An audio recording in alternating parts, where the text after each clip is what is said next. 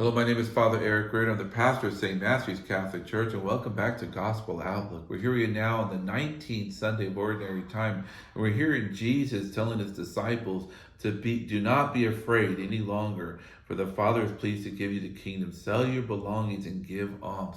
Again, it's a sense of urgency that Jesus is saying, we know not the hour nor the day when that second coming is going to happen. This is a very Advent theme, right? To be prepared. And what are we doing to prepare ourselves? He's telling us, give alms, sell your possessions, love your enemies, pray for your persecutors, go the extra mile, turn the other cheek. He's telling us how to be his disciples, but he's giving specific directions here as well. But then he goes on to say, gird your loins and light your lamps and be like servants who await their master's return from a wedding, ready to open immediately when he comes and he knocks.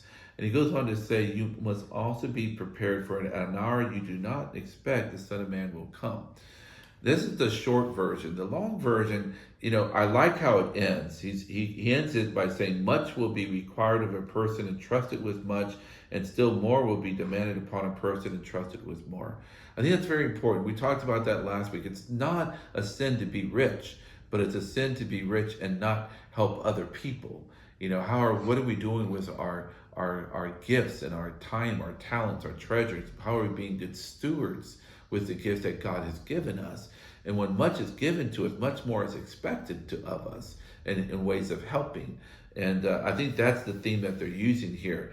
But it gets kind of lost in he gives a parable about a prudent steward whom the master puts in charge, because I love the question that I think it was Peter who asked, is this meant for us or is this just meant for them, for the others? I love that.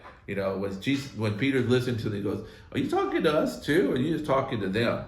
And I love, then Jesus gives him this parable of the steward. Blessed is the servant who the master's arrival finds doing so.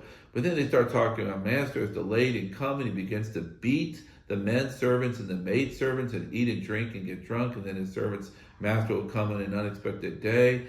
That servant will know the master's will. And they talk a lot about the beating. There's a beating that's severely, then a beating lightly. And the beating part gets kind of lost, because in our culture and time today, we don't understand that. We don't have masters and slaves. But I guarantee you, at the time of Jesus, they knew exactly what Jesus was talking about. But in our culture and our time today, this gets kind of lost because we're not used to the word someone receiving a beating.